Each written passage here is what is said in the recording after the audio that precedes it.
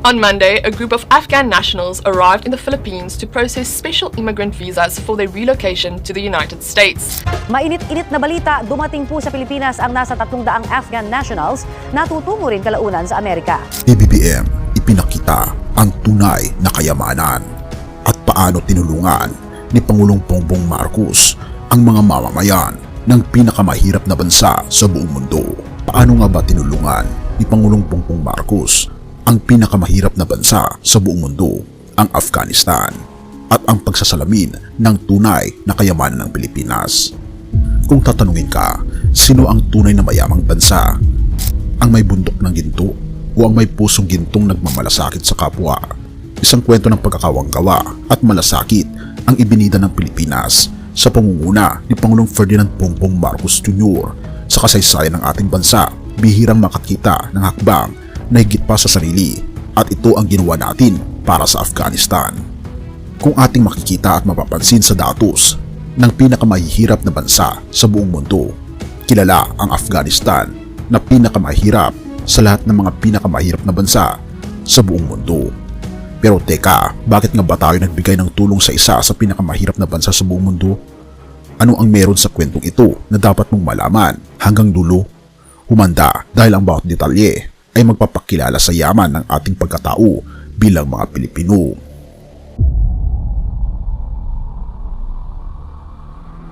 Mula nang muling masakop ng Taliban ang Afghanistan noong 2021, higit sa 200 na extrajudicial killings at 400 arbitrary arrests ang naiulat ng United Nations. Ang dating mga tagapaglingkod ng gobyerno ng Afghanistan at mga kasamahan ng puwersang Amerikano ay iniwang nangangapa sa dilim, walang direksyon, walang tahanan. Sa gitna ng kaguluhan, isang sinag ng liwanag ang dumating, ang oportunidad na mailipat sa Amerika gamit ang Special Immigrant Visas o SIV. Ngunit hindi madali ang proseso. Sa halip na mabilis na lumipad patungo sa Amerika, ang mga aplikante ng SIV ay kailangang maghintay. Ngunit saan? Dito pumapasok ang papel ng Pilipinas. Noong Setyembre 25, 2024, nilagdaan ni Pangulong Bongbong Marcos ang temporary arrangement sa pagitan ng Pilipinas at Amerika. Dahil dito, binigyan ng pansamantalang tahanan ang 300 Afghan nationals habang inaayos ang kanilang US visa applications. Pero teka, bakit ito mahalaga?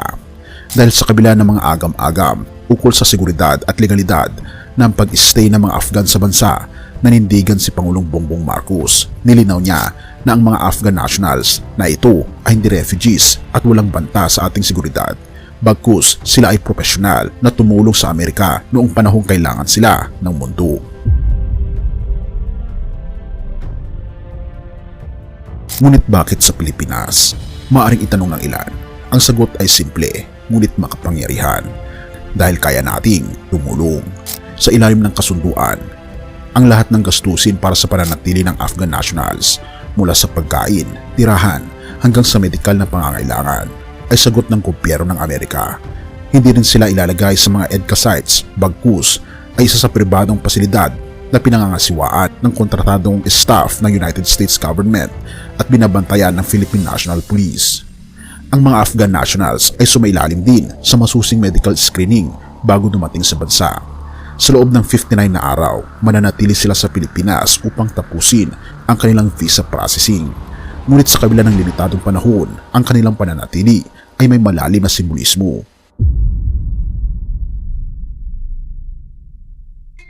Dito nagsisimula ang mas malaking kwento.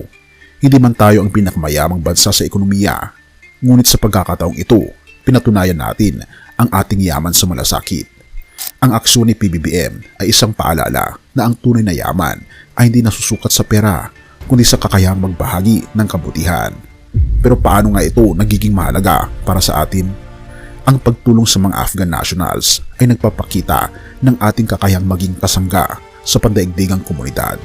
Ang mundo'y nakatingin at ang Pilipinas ay naging liwanag sa gitna ng dilim para sa mga nawalan ng pag-asa. Samantalang ang ibang bansa ay nag-aatubili, tayo ay kumikilos. Therefore, ano ang aral?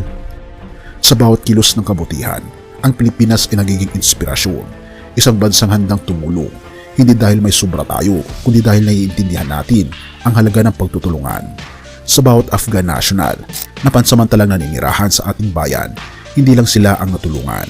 Naging malinaw rin sa mundo na ang tunay na yaman ay nasa puso ng isang bayang may malasakit. Hindi ba't napapaisip ka? Sa simpleng pagbukas ng ating pintuan, na ipakita natin na ang Pilipinas ang tunay na mayamang bansa.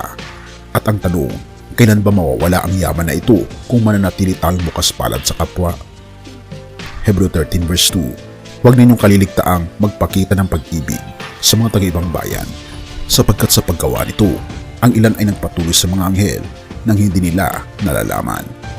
Ang pagtulong sa kapwa, lalo na sa mga nangangailangan at dayuhan, ay isang malinaw na nagpapakita ng ating pananampalataya at pag-ibig sa ating Panginoong Diyos. Ang desisyon ng Pilipinas na magbigay ng pansamantalang tahanan sa mga Afghan nationals ay isang makapangyarihang halimbawa ng pagtitiwala sa ating Panginoong Diyos at pagpapakita ng malasakit sa kapwa.